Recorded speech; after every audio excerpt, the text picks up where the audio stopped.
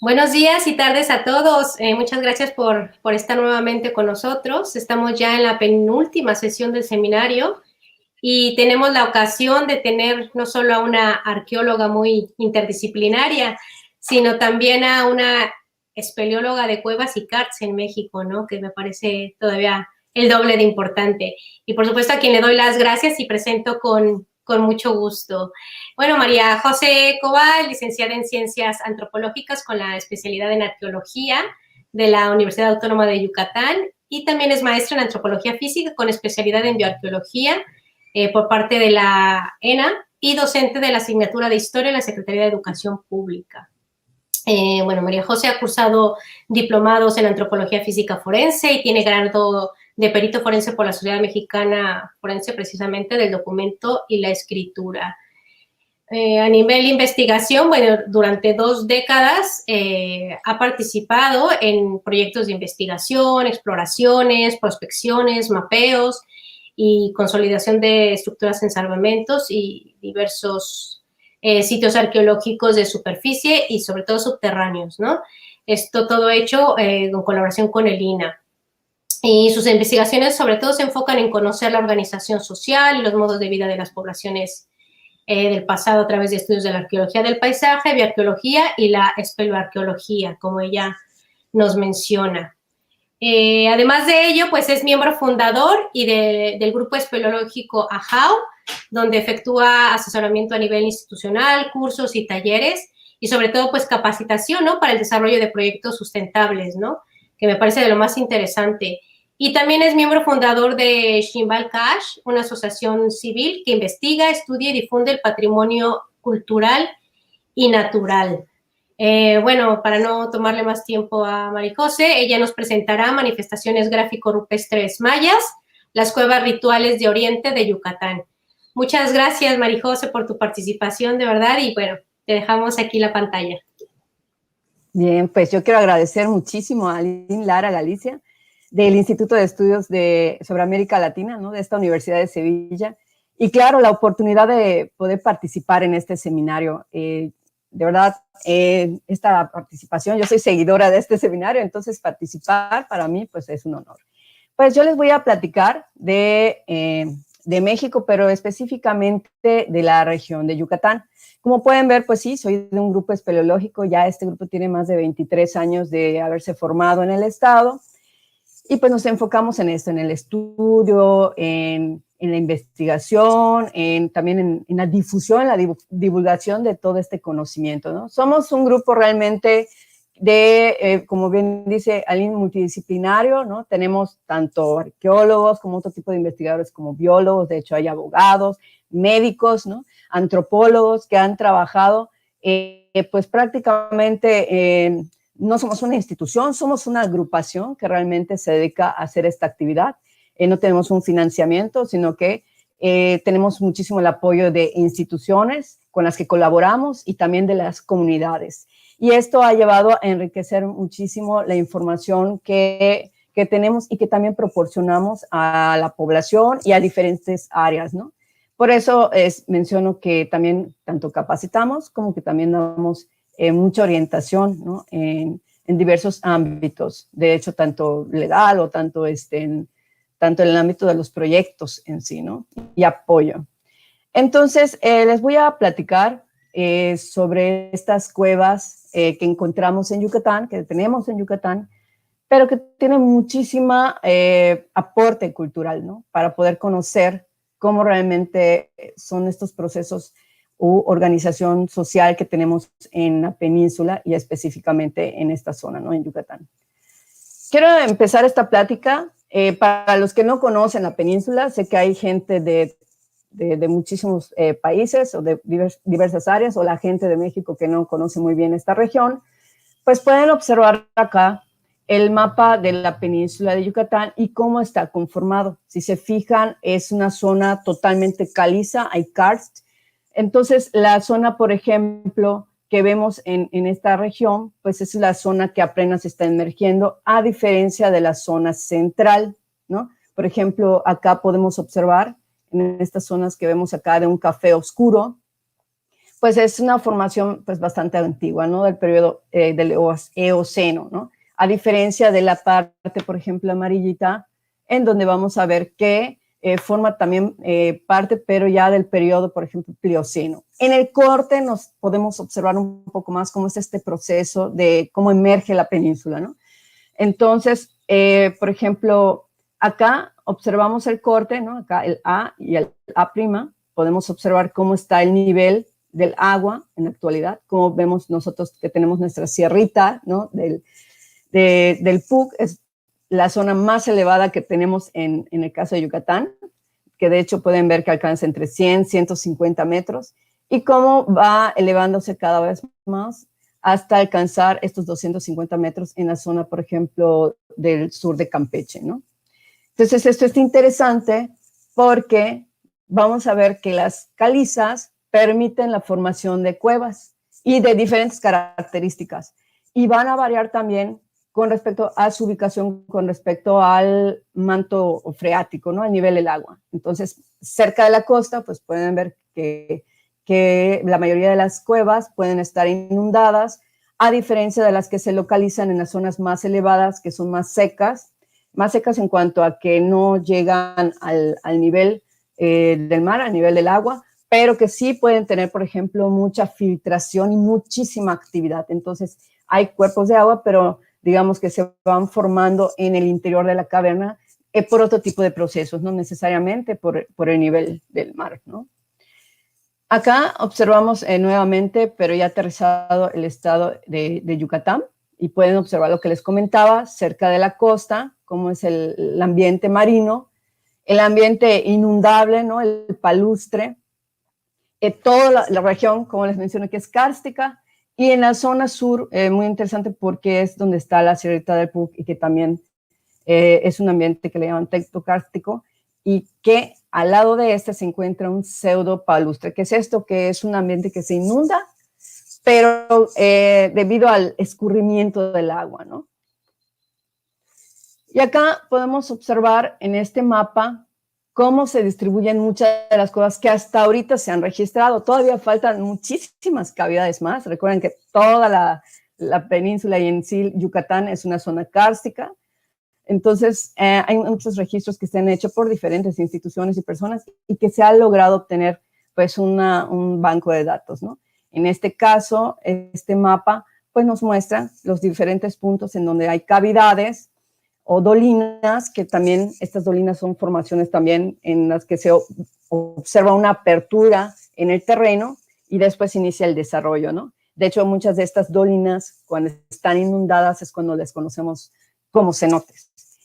Y hay también cavidades que se unen, y estas uniones son cavidades que cada vez se van aperturando, se van abriendo en la superficie, se van uniendo y van formando cavidades un poco más grandes que le llamamos ubalas, hasta que van formando extensiones de terreno más grande, pero es todo un proceso de disolución también, y que le vamos a conocer como polies, que son fenómenos kársticos que se usan muchísimo en las zonas agrónomas debido a que se encharcan, y entonces esto favorece, por ejemplo, el cultivo, ¿no? Entonces, todas estas zonas, como los polies, los vamos a encontrar muchísimo en la zona sur. Entonces, esto es interesante porque nos habla de cómo también el ser humano se va a apropiar o va a aprovechar estos espacios, ¿no? El paisaje. Y bueno, para que tengan una idea de cómo son estas geoformas, está esta imagen que nos hizo Carlos y Fátima, en el que se ve lo que les comento, ¿no? Los polies, cómo es una extensión muy amplia, cómo está el acceso, por ejemplo, a las dolinas, y estas dolinas, estas cavidades o huecos de la superficie, permiten adentrarnos a estas otras cavidades que se van formando también producto de la filtración y procesos de gases, y que van formando pues grandes cavidades en el interior de la Tierra, ¿no? Y estas cavidades también pueden incluso bajar, descender más aún, y pues por eso es que se llegan a inundar por los niveles del agua. En Yucatán casi no tenemos cañones ni sumideros, no lo hay. Sí tenemos grietas, ¿no? Que le conocemos como lapiaz, estas emergencias de las zonas kársticas, Y bueno, acá pues se ve, ¿no? Cómo se ve una galería, una cavidad y las formaciones secundarias, ¿no? Estas formaciones secundarias únicamente se dan cuando la cavidad está seca. Si está inundada, pues no se da la oportunidad del proceso de goteo. Entonces vemos, por ejemplo, las cavidades así. Y cuando pasa, por ejemplo, otro periodo de tiempo, ya sea una glaciación o así, que los niveles de agua bajan, pues se da la oportunidad de tener escurrimientos y se dan unas formas muy bellas en el interior de las cavidades, ¿no? Pero también esto es importante, porque, por ejemplo, hay periodos de tiempo en donde los niveles de agua bajan y permite al ser humano caminar o adentrarse más allá de lo que puede ser, por ejemplo, ahora, ¿no? Que ya hay cavidades que ya están inundadas hasta 8 metros más arriba, o en el caso de que nos pasó el año pasado, la península subió el nivel del agua unos 4 metros y todavía ahora, si uno visita las cuevas, tiene un nivel muy alto, ¿no? Entonces también cuando uno estudia las cuevas, pero desde la parte, por ejemplo, antropológica, pues sí debe de considerar también la cuestión ambiental. Entonces, las cuevas podemos observarlas como elementos que tienen ambas perspectivas, ambos usos, ¿no? ¿Por qué? Porque son elementos, si bien biológicos, ¿no? Es todo un ecosistema, hay organismos, diferentes tipos de, tanto de plantas, pero también van a haber insectos, animales que se van a apropiar y que son parte de este espacio, ¿no? Pero también vamos a observar que el ser humano las ha utilizado muchísimo. Bueno, estas cavidades las tenemos desde hace millones de años y son parte también de nuestro entorno, ¿no? Entonces, estudiar este tipo de oquedades nos permite conocer sobre la historia geológica, no solamente a nivel mundial, sino también para entender fenómenos locales, ¿no? Y que de hecho muchas veces los conocemos, pero pues simplemente a veces no se implementan, por ejemplo, dinámicas o proyectos para su conservación, ¿no? Y me refiero, por ejemplo, que a veces sabemos que las cuevas son esenciales para la vida, pero pues a veces tenemos actos, por ejemplo, de contaminación, ¿no? Entonces, imagínense lo importante que es estudiar este ámbito, ¿no? Y pues obviamente su uso es tan antiguo que también hay evidencias paleontológicas, arqueológicas, ¿no? Incluso modernas, ¿no? El ser humano sigue utilizando las cavidades. Entonces las cuevas están ampliamente relacionadas con la historia de las poblaciones que habitan en la zona, pero también están ampliamente involucradas en la cosmovisión, ¿no? O sea, estas no son nada más cavidades que permiten entrar a la Tierra, sino que el ser humano hizo también toda una visión, toda una creación de una idea y también religiosa sobre estos fenómenos, ¿no? Entonces, las cuevas también se puede decir que son contextos o espacios que nos permiten entender con los diversos elementos que podemos observar en su interior todo lo que es la dinámica social de determinados grupos, ¿no? No solamente a nivel regional, sino también podemos observar a nivel micro, ¿no? A nivel comunidades, cómo realmente están aprovechando estos espacios, porque hemos visto que también a nivel histórico, ¿no? Las cavernas estuvieron relacionadas con la política, de hecho, tanto de élites como de grupos comunes, estuvieron ampliamente involucradas en la cuestión económica, como ya mencioné, en lo ideológico también, ¿no? E incluso la forma de aprovechar estos espacios cambia a través del tiempo, ¿no? En cuanto al uso o incluso cómo va modificando las funciones que tiene con respecto a un asentamiento. Entonces, estos rasgos pues tienen muchísima importancia simbólica, ¿no? Con el paso del tiempo a veces no notamos lo importante que puede ser estas cavidades para poder entender todo el entorno. Y, por ejemplo, cuando hacemos muchas veces los mapeos o todos los registros de un asentamiento, pues es esencial conocer, de hecho es prioritario identificar dónde se ubican estas cavidades, porque además de que se usaron por la cuestión doméstica o cotidiana, pues tienen también un significado, ¿no? Hay varios estudiosos que investigaron la región, tenemos las figuras clásicas, ¿no? Por ejemplo, de Thomson, o también, por ejemplo, vamos a ver proyectos de investigación bastantes extensos o regionales desde el principio del siglo XX, finales del XIX, principios del siglo XX, ¿no? O como los hechos también en Oltún, en Chichén Itzá. Pero, por ejemplo, en el caso de Bonor, hizo una compilación de todos estos estudios regionales y publicó un libro que se llama Cuevas y Simbolismo Ritual. Y a partir de todos estos estudios, en cuevas, lo que hizo fue identificar qué características pueden tener las cuevas en cuanto a su uso, ¿no? Por ejemplo, ¿qué características tiene una cueva si tuvo función doméstica, ¿no? O si fue de función ritual. En el caso de las domésticas, él identificó en estos estudios regionales que las cuevas deben de tener facilidad de acceso, ¿no? O sea, en cuanto a lo cotidiano. ¿Por qué? Porque a lo mejor se va a ir a este lugar para el consumo de agua, para el trabajo, molienda, ¿no? Al final, la cueva nos da una zona de hábitat, un espacio para refugio. Y también lo que observó es que en esta cotidianidad también implica la modificación artificial de las cavidades, es decir, van a nivelarse algunas zonas, van a poner pisos, van a crearse muros para delimitar también las zonas, o se va a limpiar el espacio, ¿no? Para dejar más accesible la zona de trabajo. Las cuevas también son importantes para el uso, debido a que proporcionan recursos. Por ejemplo, en el interior pues vemos muchísimos murciélagos, ¿no? O diferentes aves. Y estas aves lo que hacen es producir guano. De hecho, hay cuevas con muchísimo guano y este es colectado para que pueda usarse como abono, ¿no? Entonces es importantísimo para la agricultura. Y también pues proporcionan piedras. Entonces toda esta zona, bueno, acá en la península de Yucatán, pues hay muchísimas lajas y también estas están fracturadas, pero por ejemplo las cuevas proporcionan muchísimas piedras más debido a los diferentes colapsos o derrumbes, ¿no?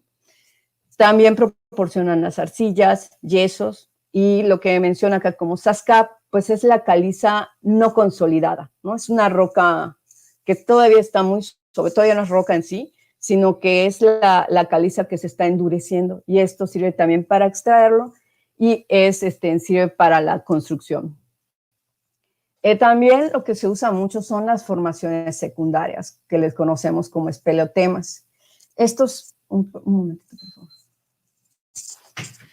Estos espeleotemas son formaciones que se van creando, desarrollando con el paso del tiempo y muchas de estas también son obtenidas porque sirven, por ejemplo, para la producción de material para la cerámica, ¿no? Sirve también para este proceso de fabricación o incluso para otro tipo de usos.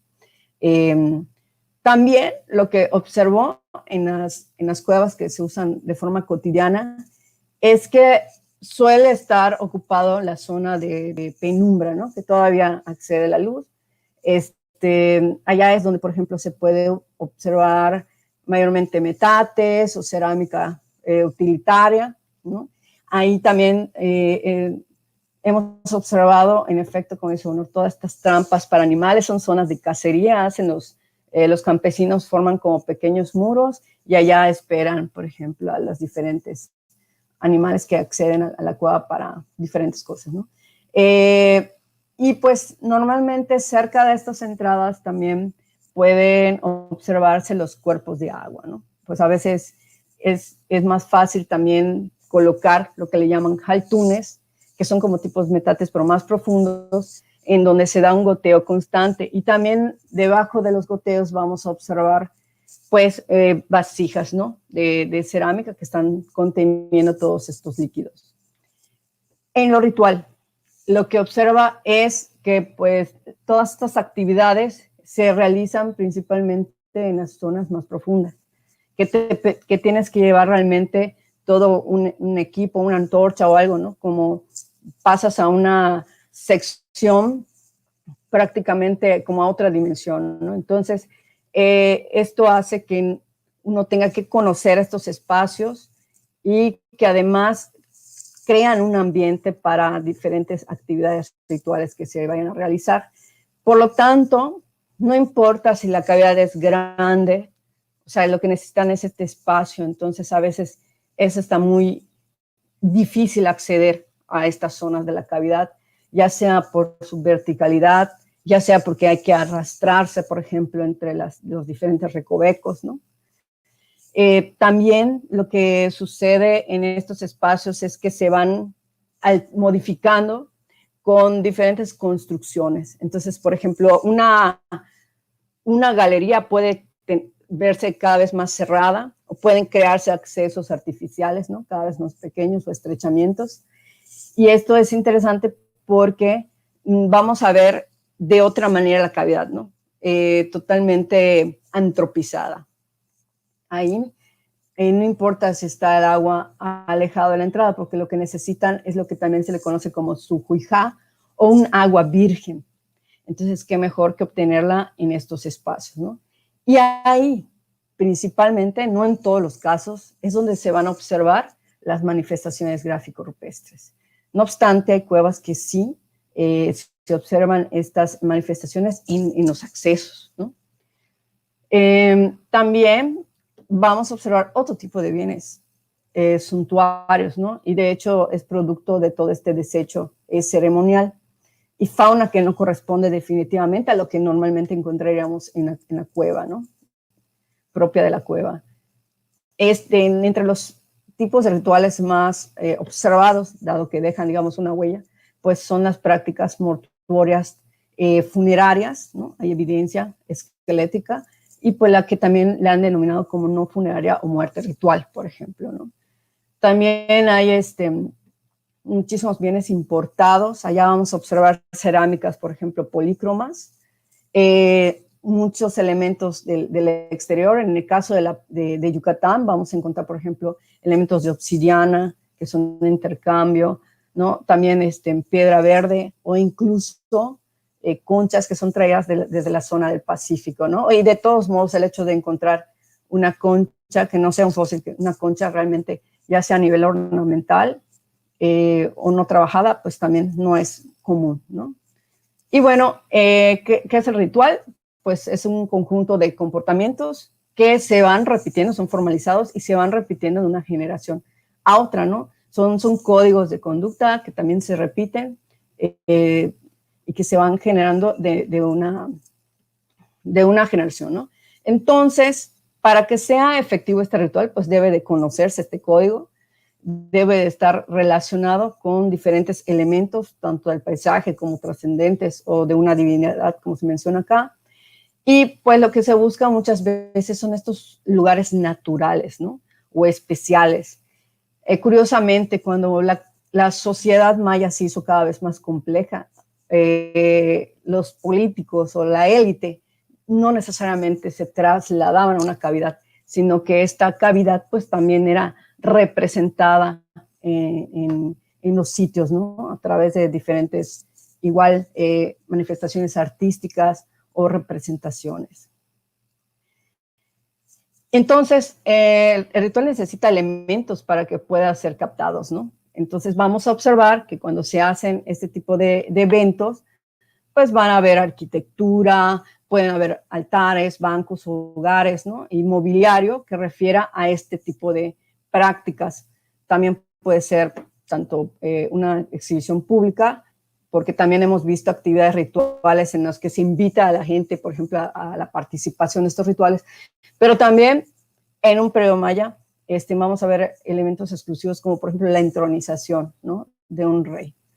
Y pues deja mucho, digamos, como basura ritual, ¿no? Porque pues se hacen igual sacrificios de animales, se consume comida, bebida, ¿no? Y muchas de estas quedan tiradas o colocadas en un espacio específico, ¿no? Entonces se ocultan o bien se abandonan. De tal forma que las cuevas entonces nos permiten conocer muchísimo sobre la organización y la complejidad social de la sociedad. Y por tanto, pues nos ayuda a tener una visión integral, no solamente de lo subterráneo, sino también de todo el asentamiento a nivel de superficie.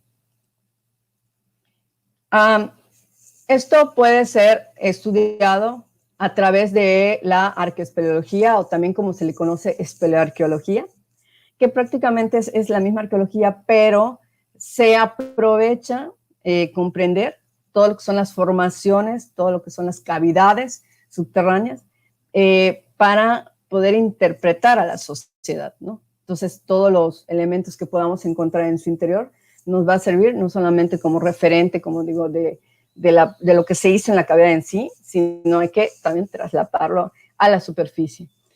Pero lo que pasa es que implica tener un conocimiento metodológico y técnico muy propio del espacio, ¿no? Del espacio subterráneo. Entonces se requieren técnicas, todo tipo de arqueología requiere diferentes tipos de técnicas y metodologías, pero en el caso de las cuevas, pues implica, ¿no? Todo su descenso y las que están inundadas, incluso un conocimiento de buceo, ¿no? De espeleobuceo.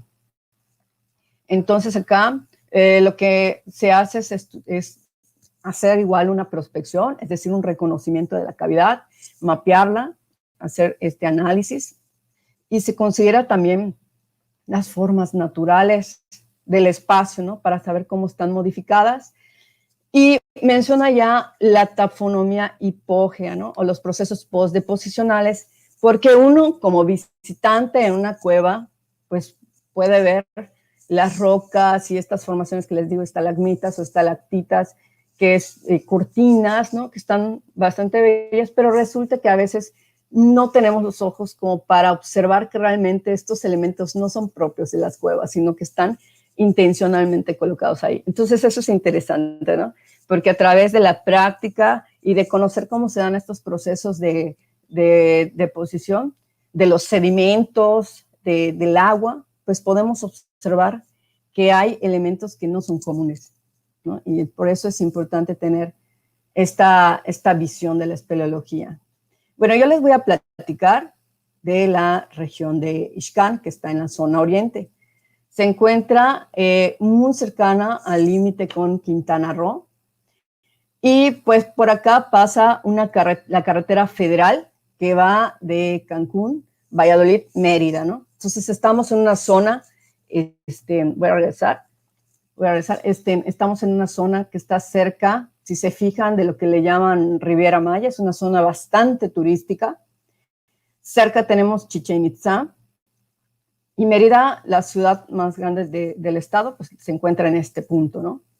A lo que voy, que acá tenemos la autopista y esta es la carretera estatal. Entonces, las cuevas que voy a mencionar son cuevas que ahorita se aprovechan de forma turística, ¿no? Por lo mismo de que están en un punto importante, ¿no? En cuanto a las diferentes prácticas de, por ejemplo, de paseo de turismo rural, ¿no? Y entonces son también, ahorita lo vamos a checar qué tipo de cavidades son y qué características tienen para identificar si en efecto son de uso doméstico ritual, ¿no? ¿Cómo son estas cuevas de la región oriente? Entonces, la población más cercana es Ixcán, y acá Nuevo Ixcán, de hecho, ya es Quintana Roo, acá vemos el límite territorial, y pues yo les voy a hablar de 12 cuevas que se encuentran en esta sección, ¿no? Acá vemos que son 9 kilómetros, entonces prácticamente es un área como de 10 por 10 kilómetros. Ahora bien, ¿cómo se hizo este análisis? No es una primera aproximación. Pues lo primero que evalué es el desarrollo de las cuevas, ¿no? ¿Qué tanta extensión tienen? Debo mencionar que este estudio no lo hice yo sola, sino es a través de todo lo que se ha realizado, el trabajo arqueológico y espeleológico principalmente, que se ha realizado en toda esta región por personas del grupo espeleológico, pero también de otros geólogos con los que hemos colaborado muchísimo.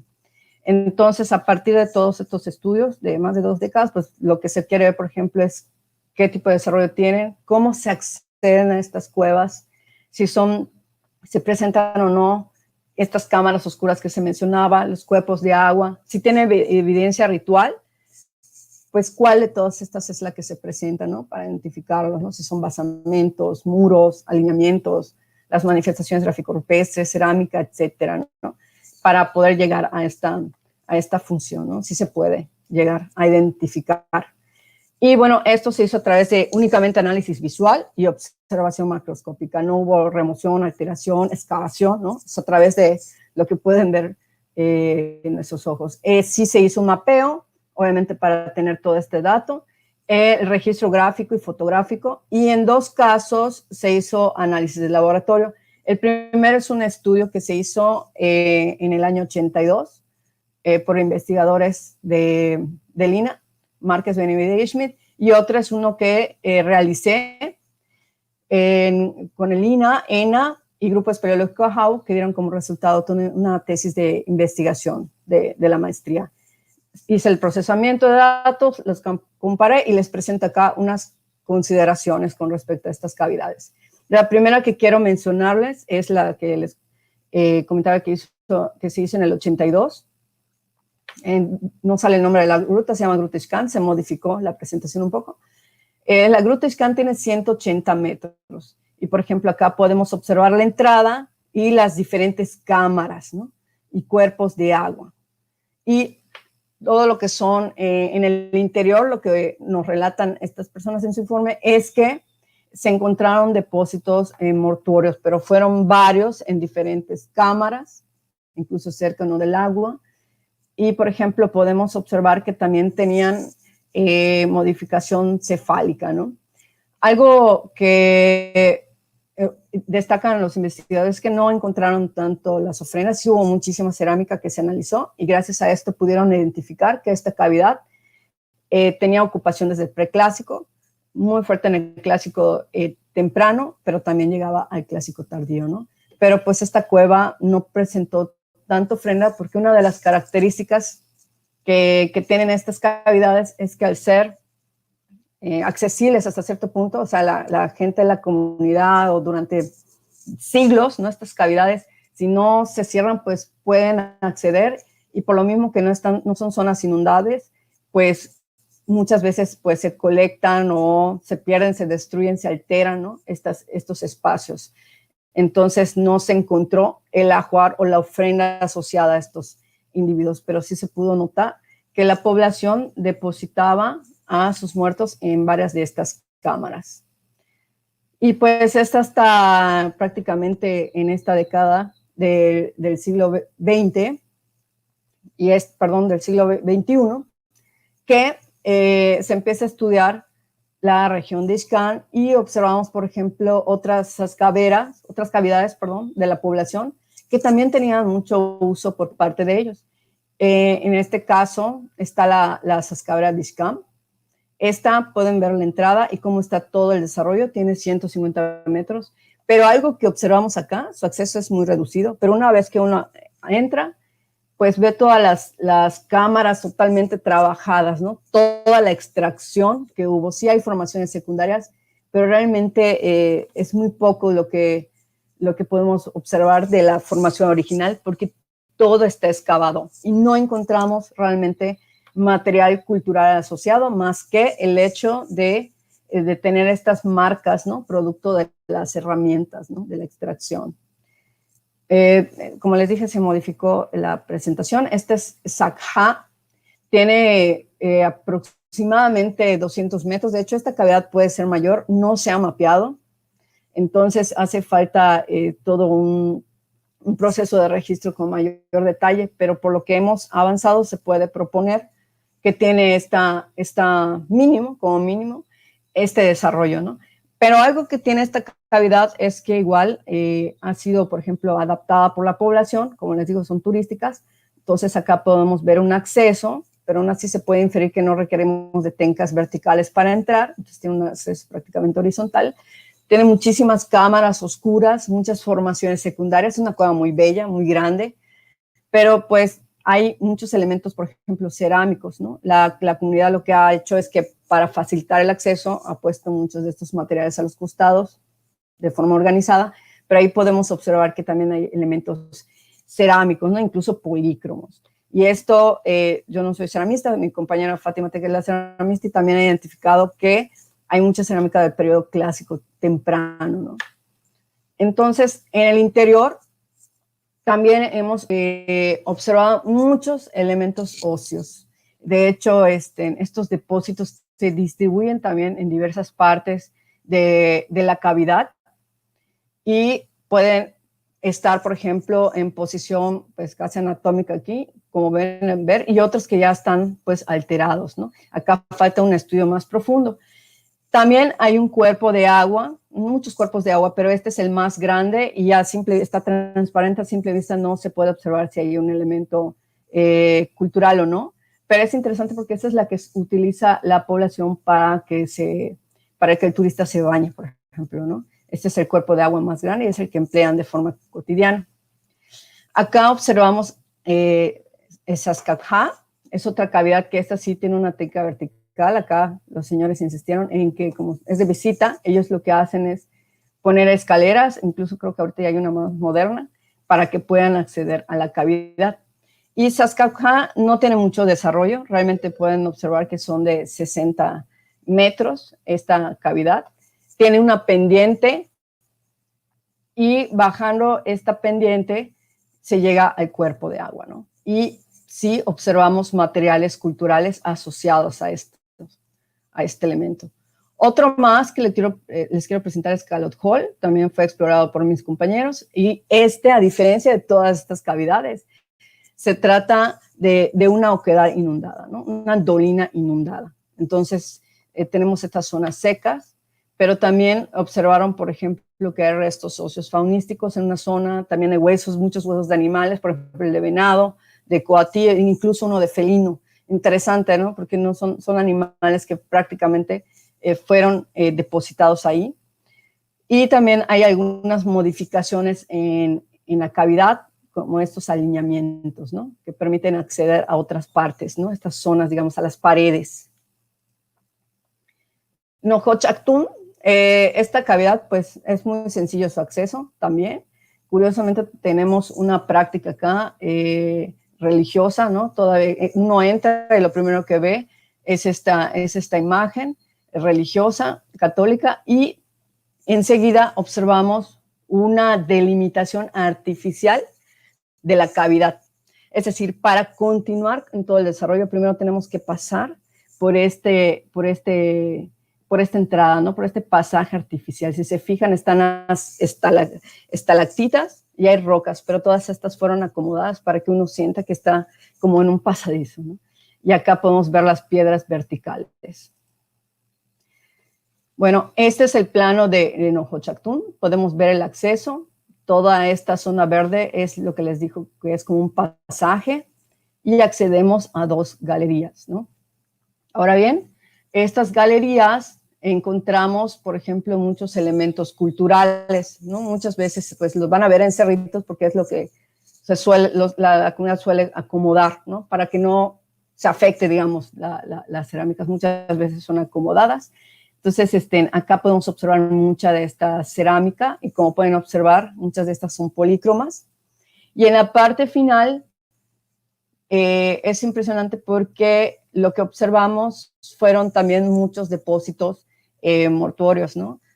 Muchos huesos humanos y que nos evidencia que también hubo prácticas relacionadas con la muerte, ¿no? En el caso, por ejemplo, de esta cavidad, y también creo que no les comenté en anterior de Saskatja, pude identificar visualmente, ¿no? Que habían huesos humanos tanto de adultos como de niños. Entonces esto es interesante, ¿no? Y en diferentes zonas, porque quiere decir que no está reservado únicamente, por ejemplo, a un rango de edad, ¿no?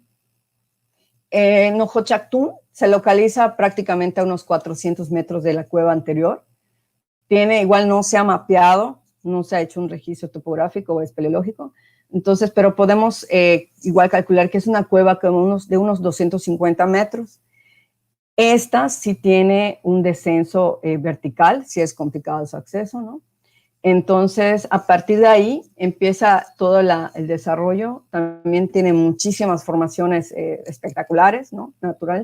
Formaciones naturales, pero también observamos que hay una modificación del terreno, ¿no? Entonces, muchas rocas que se colocaron a los costados, ¿no?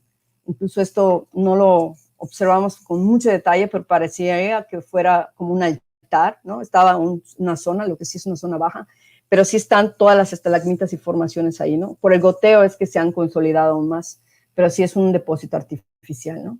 Y acá podemos observar igual las cerámicas polícromas, ¿no? Fechadas, que se suelen fechar para el clásico temprano, ¿no? Entonces observamos estas cerámicas y también una gran cantidad de depósitos de animales, ¿no? Estos todavía no se ha identificado qué especie es de animal. Y también en una de estas zonas, perdón, acá me salté un muro, hay otro muro que delimita un espacio, un cuarto, un muro artificial, y en el interior es que pudimos observar, pero apenas unos fragmentos de huesos humanos, ¿no? Ya estaban bastante fragmentados por el paso de la gente, pero acá pudimos observar que habían huesos de cráneo, al menos de un infante, y también piezas dentales, ¿no? Acá pues no se aprecia, pero acá podemos observar cómo está la colocación de estos espacios. Entonces este infante estaba depositado en el interior de un cuarto. Chojá es otra cavidad que está cercana también en la misma carretera, en esa zona de la misma carretera, y pues el acceso, como pueden ver, la cavidad es esta, pero si algo destaca, es una gran escalinata que parte desde acá, donde está mi compañera, ¿no? El primer escalón, y que llega hasta el cuerpo de agua, ¿no? Podemos observar cómo realmente es una entrada formalizada a este espacio, ¿no? Que implica mucho trabajo, a diferencia de los otros que no, posiblemente fueron de material inorgánico, pero acá todavía podemos observar esta gran escalinata. Acá pueden observar en el lado derecho todo lo que es la bóveda, el cuerpo de agua. Esta cueva fue mapeada por el Círculo Espeleológico del Mayab, y es que por eso se pudo observar que tiene esta dimensión, es 433 metros, porque la mayoría de esta cueva es subacuática. Y en el interior también se hallaron en restos óseos humanos, ¿no? También vamos a observar que hay cerámicas, diferentes tipos de cajetes. Entonces, la importancia que tiene Chojá, ¿no? Ahorita voy a discutir sobre estas, nada más les estoy presentando un panorama. Actuncopó, esta es la cavidad que estudiamos, ¿no? El INA, ENA y Grupo Espeleológico AJAO. Acá sí hubo una investigación formal, pero enfocada únicamente a una cámara mortuoria. Entonces acá observamos el acceso. De hecho, esta escalinata de madera prácticamente tiene como bases un basamento artificial, tiene un basamento que seguramente se usó de la misma manera en un periodo prehispánico, y este basamento también tiene piedras que lo están reteniendo, y en el interior también se observa material cerámico, ¿no? Ahora bien, Actuncopó es una cueva bastante modificada, o sea, hay secciones totalmente demarcadas, como ven acá, ¿no? Por piedras, ¿no? Planas, acomodadas, muchísimas cámaras que dan acceso a otras galerías, y algo que se puede observar, que muchas de estas cámaras cerradas están también delimitando las áreas mortuorias, ¿no? Son como cámaras funerarias. Entonces, lo mismo que observamos en Ojochactún 2 con el niño. Acá también observamos que estas cámaras pues están delimitando, como les digo, zonas, ¿no? En donde se están depositando a sus muertos. En una de las cámaras que estudié, hay más in situ, como en este caso, esta todavía sigue in situ, pude identificar que en solo una de ellas había 23 individuos, había tanto infantes, adolescentes, adultos viejos, ¿no? Y eso es interesantísimo porque entonces nos ayuda a comprender que si bien siempre se ha sabido que no siempre, pero se ha sabido que las cuevas son zonas mortuorias, ¿no? Están utilizadas para las prácticas funerarias, realmente a veces no se conoce a quiénes realmente se están enterrando, ¿no? Y además, mucho más complejo es conocer de qué posición social es.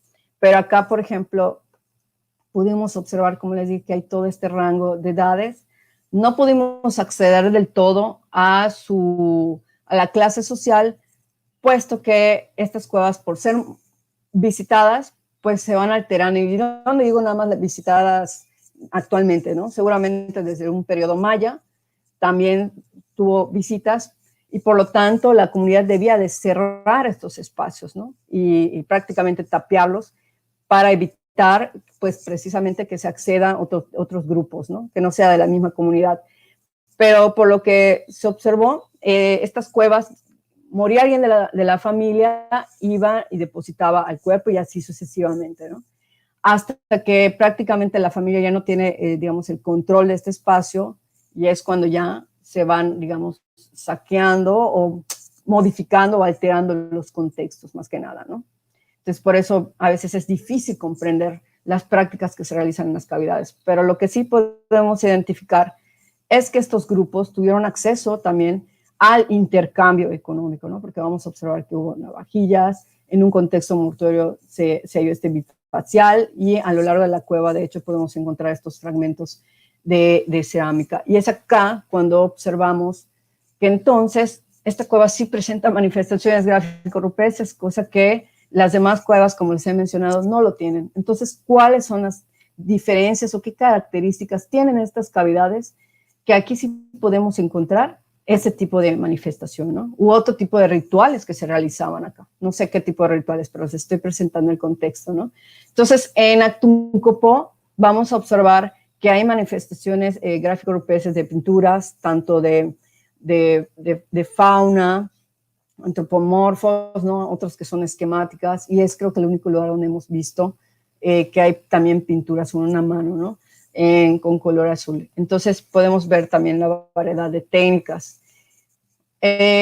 Las manifestaciones gráfico-rupestres no están asociadas de forma directa a las zonas mortuorias, están en otras zonas de la cavidad, lo cual es interesante porque nos habla también de diversos rituales que debieron practicarse en una zona, en una cavidad.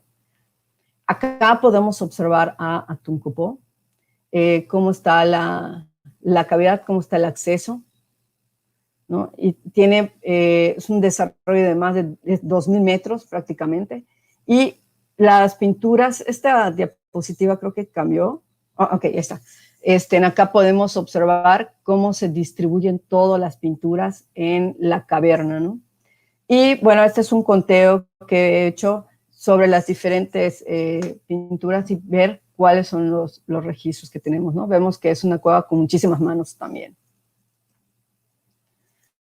Otra es Actunjalep, que se encuentra prácticamente a 4 kilómetros de Actuncopo. Y esta cavidad es muy fácil de acceder. En este acceso podemos ver también zonas de metates, ¿no? de cerámica cotidiana, pero conforme uno va adentrándose, también vamos viendo este pasaje artificial, ¿no? Estos muros que te llevan a la zona más profunda. Acá está la salida. Y a partir de que tú accedes a ese punto, es que puedes ver toda la variedad de manifestaciones gráfico-rupestres en diferentes galerías, en toda la extensión de la cavidad, ¿no? Entonces, esto es interesante porque acá no encontramos ni un elemento óseo humano, pero sí mucha actividad ritual. De hecho, debió ser constante y en diferentes momentos, ¿no? Porque de hecho hay muchas que están unas encima de otras, ¿no? Esta es el mapa de Actunjalep. Acá podemos observar el acceso. Acá se los muestro. Y está todo el desarrollo, ¿no? Y vean que sí, en toda la cavidad podemos observar todas estas representaciones. Y nuevamente son las manos las que están más representadas, pero en positivo, ¿no? Pero pues hay diseños variados. Actuncap es una cueva que está igual ya como a 2 kilómetros de Actunjalep. Vemos que es una cavidad, si bien está entrando con una escalera, es muy, muy baja. Acá la podemos ver en la otra foto. Y vemos que igual hubo un uso de extracción de material de Sascap. Pero a partir de ahí, con excepción de este uso del Sascap, a partir de ahí ya vemos la cueva se hace, de hecho, muy difícil de respirar. Y vemos muy poco material cerámico, pero es de las cosas más ricas con respecto a las manifestaciones gráfico-rupestres. Vamos a encontrar que igual todas las paredes, prácticamente hasta el fondo, hasta llegar al cuerpo de agua que acaban de ver, están representadas o pintadas muchísimas manos. y de hecho tienen composiciones diversas, ¿no? Con los pares de manos, ¿no? Acá vemos las figuras que se forman, y también vimos, por ejemplo, vemos los brazos y estas manos, ¿no? Realmente hablar de Actuncap no salió, disculpen, creo que había... Bueno, acá nada más les puse los paneles, creo que no se representaron las manos, pero acá podemos observar que hay más de 300 manos en todos estos paneles, ¿no? Y solamente una figura abstracta. Son más de 25 paneles que se han identificado en toda esta cueva. Y acá sí no hay ninguna práctica, como les comenté, mortuoria, y la cerámica realmente es muy poca. Lo que más abunda son las manos. Y finalmente, Madre Cristalina, que es una cueva de 3.500 metros. También desde el acceso vamos a ver que está delimitada, que también van a ver cerca de lo que es la zona de la entrada, vamos a ver las trampas de los animales, los metates, ¿no? Y todo lo que es cerámica cotidiana, ¿no? Pero una vez que pasemos los 25-30 metros ya vemos este muro que nos da acceso a una zona que podríamos identificar como ritual, dado de que encontramos, por ejemplo, mucha cerámica polícroma, hay pinturas también rupestres, ¿no? Hay otros materiales alóctonos, e incluso la cueva está modificada, ¿no? A través, por ejemplo, de escalinatas. De hecho, muchas de estas ya se están petrificando por el paso del tiempo. Y bueno, en el acceso opuesto, tiene dos accesos. En el más alejado, que sí es vertical, no es fácil de acceder, es donde encontramos la mayor cantidad de pinturas rupestres. Y aquí, en el Monte de Debris, en el escombro, es donde observamos lo que son los depósitos óseos, ¿no? En todo lo que es el Monte de Debris. Entonces, esta es la parte que podríamos considerar ritual de Madre Cristalina.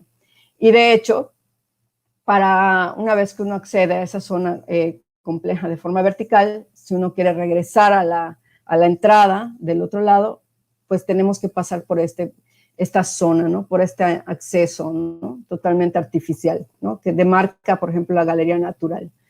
Entonces acá podemos ver también otro tipo de depósitos mortuorios que se localizan en la cueva. Que se ve de forma anatómica, y en el caso de los del escombro, que vemos que parecería que están dispersos, ¿no? Y acá observamos Madre Cristalina, a ver si sale. Y está acá está la entrada donde están los metates, vemos cómo está todo el desarrollo, bastante complejo, las pinturas, y el acceso que prácticamente es a través de la zona vertical que se encuentra en esta zona. Entonces, acá podemos ver la distribución, ¿no? De los 18 paneles y 67 manifestaciones gráfico-rupestres. Entonces, un análisis rápido y comparativo de estas cosas para ver, ¿no? Cuáles son las que podemos identificar como cuevas rituales. Pues prácticamente vamos a ver qué ocupación, al menos en estas hay en todos, ¿no? Entonces, lo que se trató de comparar son estas 10 cuevas. Una es una sascavera y la otra es la dolina inundada o cenote, que es Carlos Hall. Entonces observamos que las cavidades de mayor desarrollo son las que presentan manifestaciones gráfico-rupestres, ¿no? Estamos hablando que realmente son cavidades de más de 1.000 metros o 400 metros, por ejemplo, ¿no? En el caso de Madre Cristalina, que llega casi a los 3 que pasa los 3 kilómetros. Y observando esta región, esta zona de, como les dije, de casi 10 kilómetros por 10 kilómetros, 10 kilómetros cuadrados, podemos observar que acá inicia la primera cueva con manifestaciones gráfico-rupestres, que es Actuncopó, la sigue Actunjalep, sigue Actuncap y Madre Cristalina, ¿no? Es algo interesante porque lo vemos en esta zona. Lo verde es porque son además cuevas que son mortuorias, pero presentan manifestaciones gráfico-rupestres. Y acá podemos observar las cuevas que son mortuorias, que son las rojas, aunque como les comenté también están estas verdes. Pero vemos que las mortuorias están muy cerca de lo que son los poblados prehispánicos, incluso modernos. Están los poblados de Sats, que también tienen un cenote. Está Ixcán y está Xmas, pero acá vemos que está, digamos, toda esta área de influencia de estas zonas, ¿no? Acá vemos alejadas algunas, pero no están exploradas.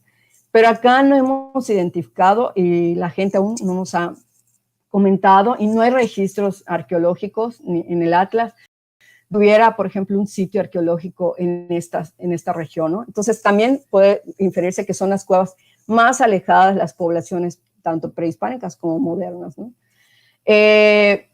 Las cavidades de mayor desarrollo, como les dije, son las que presentan, las más alejadas. Todas tienen un zona de oscuridad, todas nos permiten ver que hay galerías cada vez más profundas, pero que la parte del acceso suele usarse de forma cotidiana, ¿no? La mayoría tiene cuerpos de agua, aunque hay 2 cuevas que no lo presentan, ¿no? Como Nojochactún 1 y 2 no vimos zonas de agua, pero como les dije, en las cuevas donde abundan mucho los cuerpos de agua, vamos a ver que hay como que una zona que pueden reservar para el uso cotidiano y hay otras zonas que están más alejadas que pudieran ser para estas prácticas, ¿no? Rituales o la obtención de sujujá. En la Sascavera no observamos material cultural.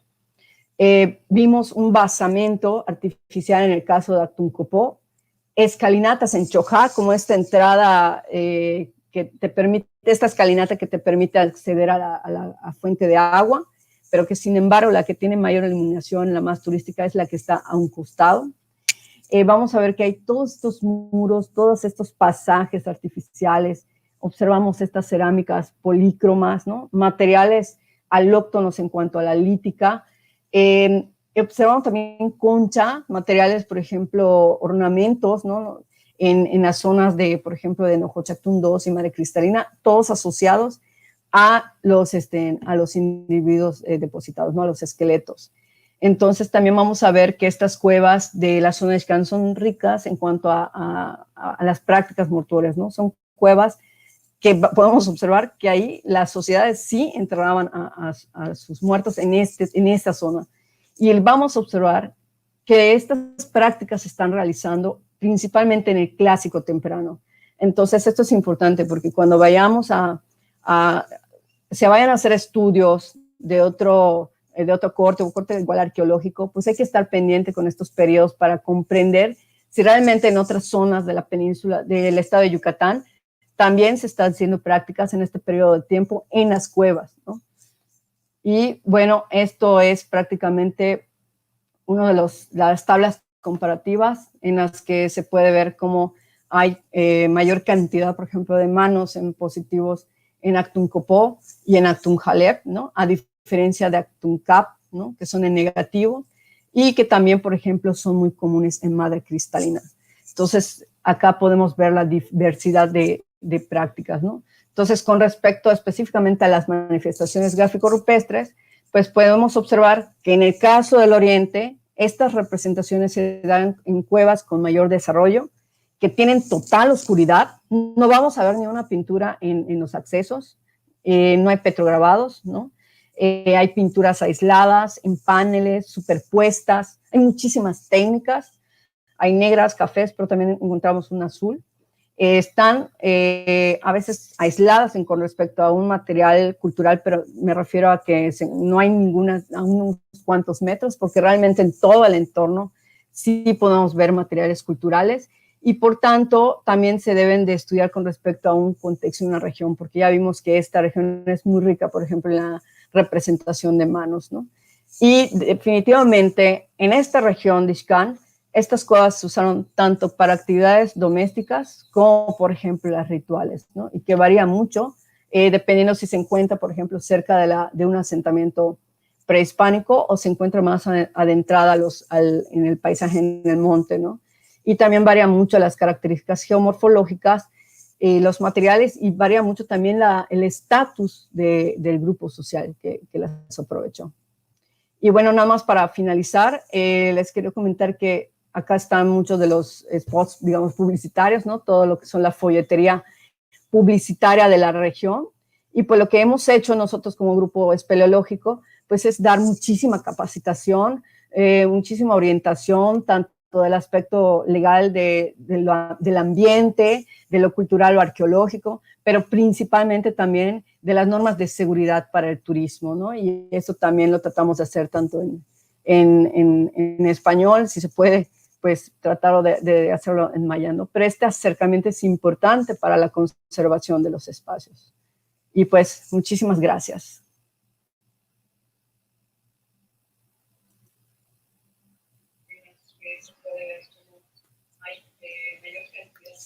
Listo.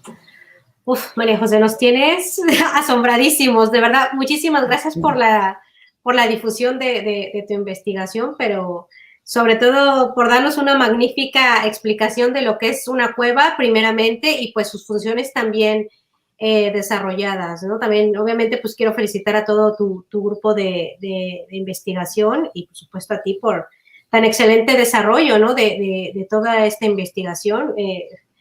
Yo creo que tienen trabajo para rato, ¿no? Y precisamente, pues como estamos en el año internacional de cuevas, pues supongo que una de las partes más importantes es precisamente la conservación, ¿no? Entonces, me llamó mucho la atención que mencionaste precisamente que la mayoría de las cuevas son turísticas, como nos enseñaste en las fotos. Supongo que además de ustedes, pues hay otros grupos que llevan a las personas a estas cuevas. Y entonces me llamó mucho la atención de cuáles son las tácticas de conservación para que los contextos queden in situ, ¿no? Si son pues tan turísticas estas cuevas o es porque donde están estos contextos que llamabas tú las camas de los enterramientos ya no acceden ahí los turistas. Sí, bueno, acá realmente quienes llevan a la gente es la comunidad, es su forma de aprovechamiento, porque muchos de estas, por ejemplo, de Xcam, pues tienen que viajar a Cancún, son palaperos o trabajan en diversas zonas allá de la zona hotelera. Pero los campesinos que no viajan son los que están aprovechando también estos espacios.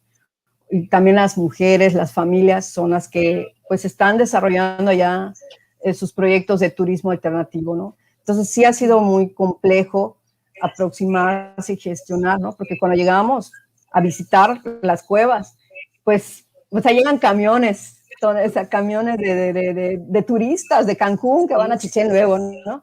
Entonces, pues sí, dices tú, oye, y a veces pues ellos no tienen, por eso yo decía que es muy visual, mucha práctica, porque uno camina, por ejemplo, en Ojochactún, donde está la escalinatota, yo digo, ya está ahí en concreto para ir a la zona del cenote grande, que de hecho, si uno bucea, pues allá se encuentran los esqueletos, afortunadamente, ¿no?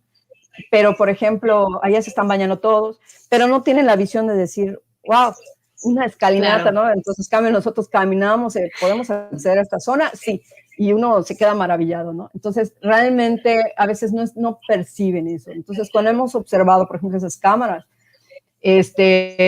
pues sí hay toda una gestión, un diálogo, que tienen que pedir permiso. De hecho, pues nosotros hemos hecho denuncias también, por ejemplo, en Actuncopó. De hecho, por eso hago la investigación, porque hago una denuncia de esta cueva en cuestión positiva, ¿no? Digamos, denuncia para decir, oigan, Alina, ¿no? Pues acá hay elementos culturales y por eso es que a través del Departamento de Arqueología, del Departamento de Antropología Física, de la dirección, ¿no? Con los permisos, pues hacemos esta investigación en Actuncopó. Pero era un contexto de todos los que hay. Y todavía faltan las pinturas y todavía faltan muchísimas cosas, ¿no? Entonces, estas cuevas, nada más quise darles un panorama porque muchas veces no conocen el contexto, ¿no? Entonces, a veces a platicar de una perdemos la idea de lo que puede haber en toda esta región, ¿no? Entonces, es una región que de hecho apenas estamos reportando todas estas pinturas, ¿no? Y también se necesitan muchos especialistas y de hecho por eso se los presento también a ustedes, si tienen la oportunidad de estar en universidades, pues colaboren también con el instituto y meter proyectos de investigación en esta región que tanto hace falta, ¿no? Entonces, y regresando a la capacitación, pues tiene que ser constante, porque por ejemplo algo que nos pasa es que preparamos incluso a los grupos de señoras o los señores, y a determinados meses pues ya hay otro comisario, ya son otros grupos los que se están integrando, a quienes capacitamos ya regresaron a Cancún a trabajar, entonces ya el manejo es diferente, entonces realmente tenemos que hacer una sensibilización muy fuerte, ¿no? Y yo creo que no nada más debe ser a partir de un grupo de ciudadanos, como en el caso de nosotros, sino que también debe ser a partir de diversas instituciones, ¿no? Claro. No solo el INA, no solo de lo ambiental, o sea, diversas relacionadas con el patrimonio, ¿no? Entonces, sí es muy complejo, yo creo que está funcionando. Y ya está. Está funcionando. Sí, mira, sí. Tú bien sabes que es una región donde los españoles lo tienen como turismo, y he tenido la ocasión de platicar con algunos que regresan enfadados porque no los han dejado hacer lo que quisieran en los cenotes, ¿no? Entonces, claro, yo por dentro riéndome, pues claro, ¿no? O sea, se trata de una conservación. Pero no, de verdad te felicito y muchas gracias ante nada por darnos una explicación tan exquisita, ¿no? De todos los contextos que hay dentro. Tienes muchas preguntas, entonces te las voy a ir pasando para de una vez que las empieces a contestar. Ay, muy, muy padrísimo. Luis Alberto Martos, pues qué gusto que esté escuchando, porque yo soy fan también de sus libros y sus investigaciones. Y no, fíjate que eso nos hace falta. Están disponibles también la colección.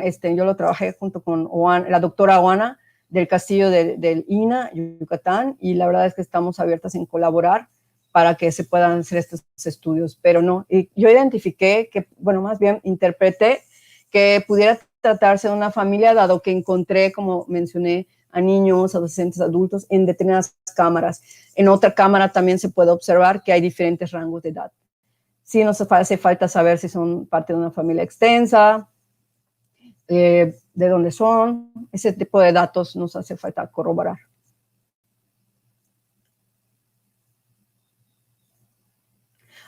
No sabemos cuánto tiempo de ejecución tienen, porque fíjate que estas cuevas, fui un poco rápido, de hecho, no es que sea un comercial, pero hay una presentación que di en el Congreso del Coloquio Rupestre de Guatemala, en el que me enfoco únicamente a estas 4 cuevas con manifestaciones gráfico-rupestres de forma muy detallada. Les invito a verlo, es este coloquio del 2020, y allá menciono que es tanta la abundancia de estas manos que realmente podemos ver que se hicieron a través de toda la ocupación de estas cuevas. De hecho, no sabemos si es únicamente del periodo maya, pero lo que sí te podemos decir que los materiales culturales que hemos encontrado en las cavidades son del preclásico,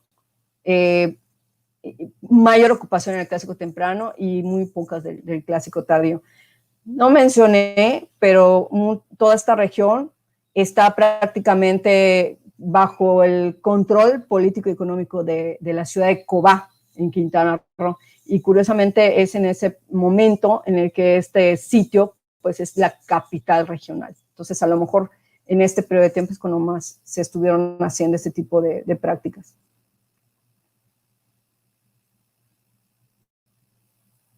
Sí, exactamente. Sí, hace falta, de hecho, estudios. Nosotros no, nada más es una cuestión visual, pero hace falta estudios en donde se puedan hacer, por ejemplo, la toma de muestras para poder hacer fechamientos, ¿no? Y verificar la temporalidad.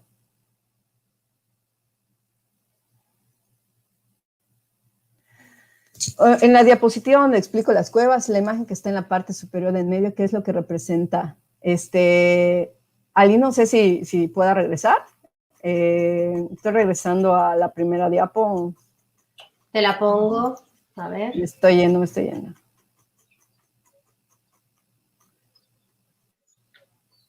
¿Será esta? Donde explica las cuevas. ¿Será esta? Este es un cañón, como el cañón del sumidero, ¿no? De Chiapas, por ejemplo. Entonces es una abertura y acá vemos los cuerpos de agua y las salidas. No sé si a ese se referían. Yo creo que sí. Sí, porque estas no hay nada destacable en medio. Bueno, como tarda un poquito en transmitir las preguntas de YouTube aquí, no sé si va a contestar esta persona, Chempo, pero bueno, me parece que todavía no sale. Bueno, mientras tanto te pongo la otra pregunta y vemos si es esto.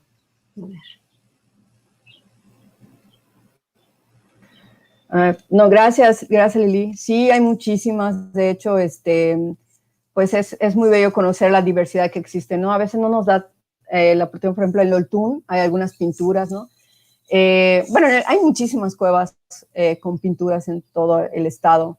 Y de hecho, en el sur son de otro tipo, otras características, otras técnicas. Ya vamos a un estilo más maya, ¿no? En cuanto a la gráfica en sí. Entonces, sí, realmente hablar de la región oriente y seguramente de otras nos nos enriquece mucho las diferentes formas que existen aquí. Gracias, Jaime.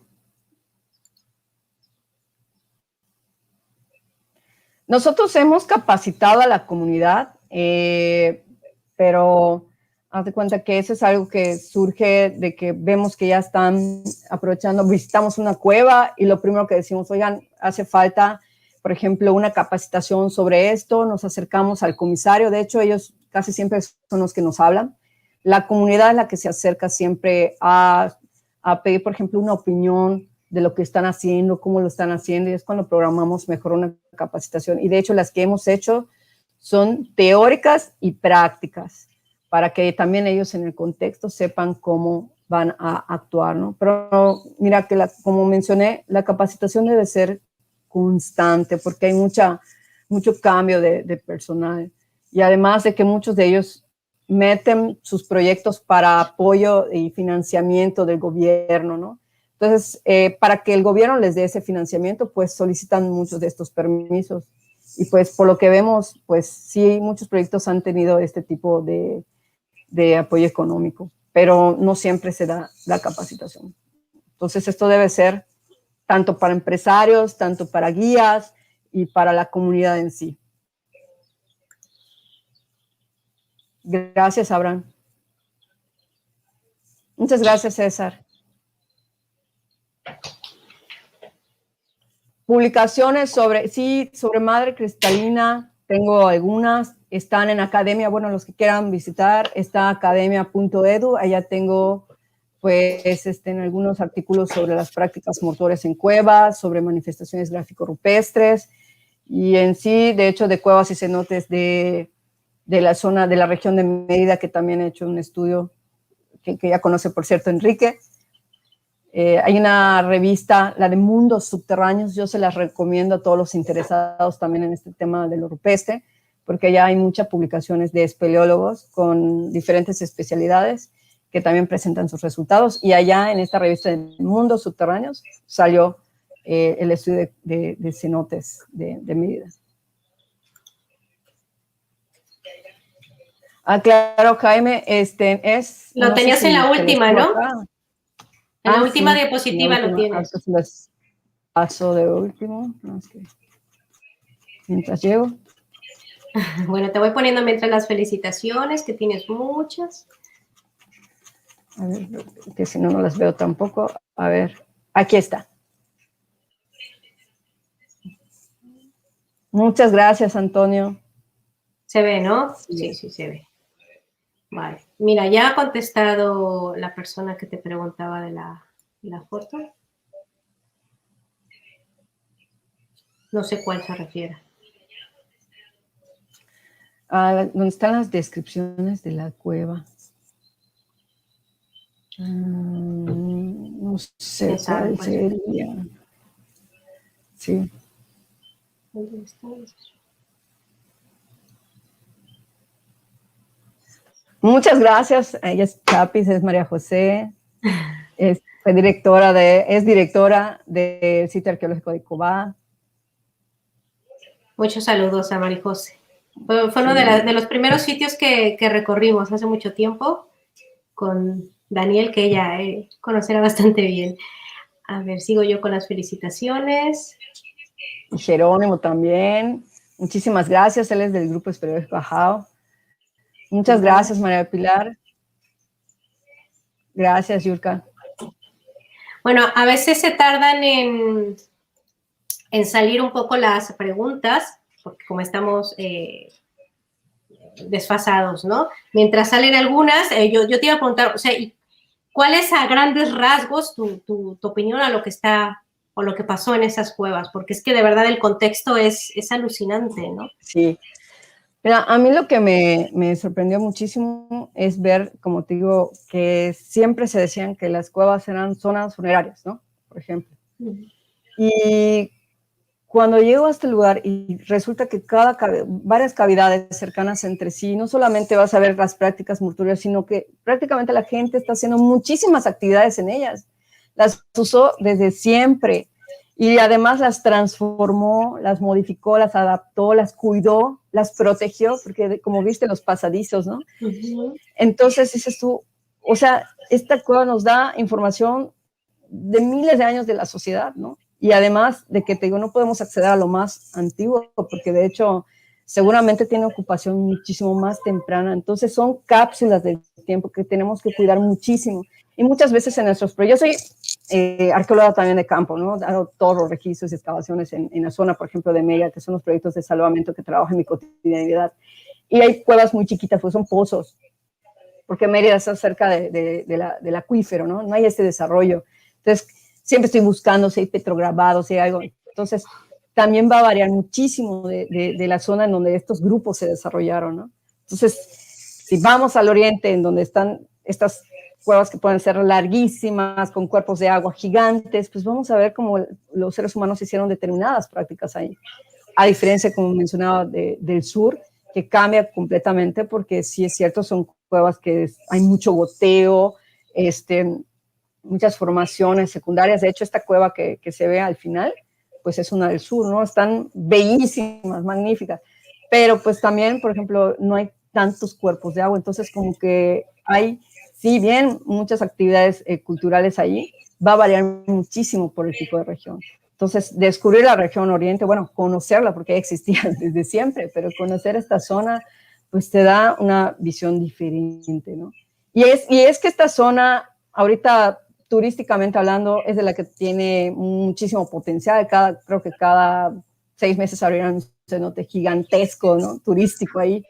Entonces, pues te permite también observar o conocer otras zonas que antes estaban tal vez perdidas en el monte, pero pues ya tienen otros usos, ¿no?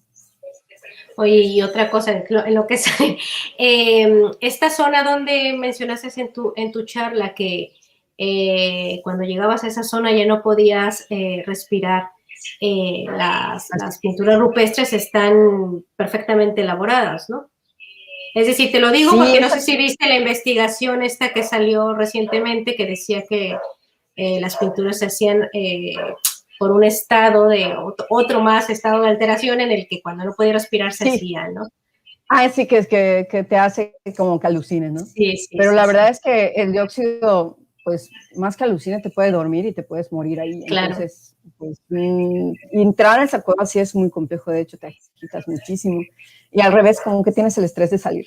Entonces, las personas que se quedan ahí para seguir haciéndolo tenían otro impulso y otra necesidad, incluso creo que era como un reto, porque también es complejo ir a esa zona, ¿no? Y bañarte, o sea, no es una cueva, aunque es turística, o sea, llevan a las personas, pero como que se les hace esa advertencia, ¿no? Las señoras siempre dicen, nada más que van a tener dificultad de respirar. Pero realmente no es una cueva que estés y, aunque estás disfrutando las pinturas, te da ese estrés, ¿no? Entonces también debe ser algo interesante investigar si el ambiente promovió otro tipo de acciones allá en el interior, ¿no? Sí, sin duda, es que, o sea, surgen tantas preguntas respecto a eso y tu trabajo gracias a esa interdisciplinaridad tan grande que tienes del trabajo de los contextos mortuorios, es que se me hace magnífico, ¿no? Quién sabe, en algún momento si llegues a encontrar, ¿no? Esa relación de los contextos mortuorios con las pinturas. Sí, yo los veo que aunque están en el mismo contexto, no forman parte del mismo ritual, están separadas. O sea, es otra cosa totalmente. Qué interesante, qué interesante. Pues nada, más que nada te han llegado muchísimas felicitaciones, unas más, algunos que se reportan. Mira, te contesta algo Enrique. Primero te desmayas. Así no, es. Sí, se me hace un poco alucinante esta teoría que han sacado referente a esto, ¿no? O sea, que las pinturas no creo que se es un hayan dolor de hecho. cabeza horrible. Sí, de hecho, yo ya me doy cuenta, por ejemplo, si vas a explorar un cenote o una cueva, tú puedes estar cerca de la abertura y no hay oxígeno en el interior. Y de hecho me ha pasado que estamos descendiendo con técnicas verticales y estás a la mitad y ya no puedes respirar. Y dices tú, oh no, mejor subo. O sea, tienes que decidir, porque si te quedas allá, pues te mueres, como bien dice Enrique, ¿no?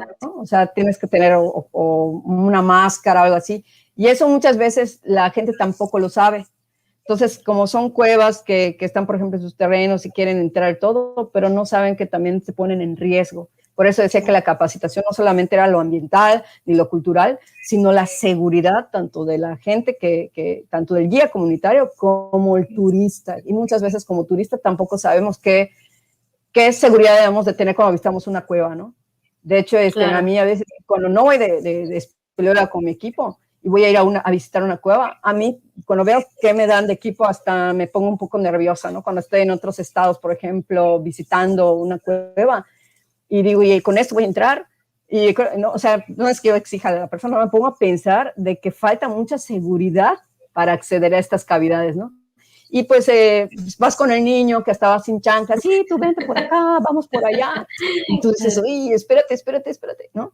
Entonces sí, hasta de hecho nosotros como turistas tenemos de tener muchísimo cuidado cuando visitamos estos sitios. No, y también lo bonito que se me olvidó de decir, que esto que estén intentando también, pues incluir las lenguas originarias, ¿no? Tanto en la conservación sí, como en los paseos. Sí da trabajo, de hecho, porque muchas de las mujeres y de los señores no saben hablar maya. Entonces, yo, por ejemplo, cuando estuve dando los avances de mi investigación de tesis, pues invitamos a un maya hablante para que todo sea traducido, ¿no? Y entiendan muy bien. Porque, por ejemplo, uno va con sus permisos del instituto para entrar y hacer investigación, pero quien realmente te deben de dar los permisos es la comunidad. Totalmente. Entonces, aunque yo llegaba así con el papel y todo en la mano y con la camioneta con los logos del INAH y no entras, o sea, no. Primero hay que hacer la junta con los 60 o 70 y está perfecto, ejidatarios, claro, ¿no? Para hacer todo esto, ¿no? Y también eso, pues, les ayuda a ellos a entender lo que realmente puede surgir, ¿no? En cuanto a que cuando uno abre de forma turística esos espacios. Qué bien, qué bien. No, es un trabajo muy, muy bonito y muy interdisciplinario, la verdad. Te felicito y a todo el grupo AJAU, ¿no? Bueno, te voy pasando muchas rápido gracias. Tus felicitaciones y te me vas a quedar muchas sin gracias, voz. Sí, gracias, Andrés. Muchas. Y nada, pues ya, yo creo que lo más que llegará serían tus felicitaciones. Ya después las podrás ver en el chat de YouTube. Te agradezco muchísimo, María José, porque la verdad disfrutamos mucho tu conferencia, como el resto de las conferencias anteriores. Mira, te ha llegado una y te la voy a poner ya nada más porque como se me hace interesante, mira, a ver. Ana, desconozco eso. No sé si hay, yo no lo puedo ver. Ahora sí, como dije, cada quien tiene una visión y yo no he podido observar nada arqueastronómico, allá seguro lo hay. Sí, sin duda. Pues nada, sin más, muchísimas gracias, María José. Muchísimas gracias también al Grupo AJAU por dejarte presentar todo el trabajo conjunto. Y bueno, sin más, nos vemos el próximo viernes ya con la última, por fin ya la última conferencia con Marta Cabrero. Y nada, pues muchísimas gracias y que tengan un buen día. Buenas tardes, muchísimas gracias, Aline. Saludo a todos. Hasta luego. Gracias.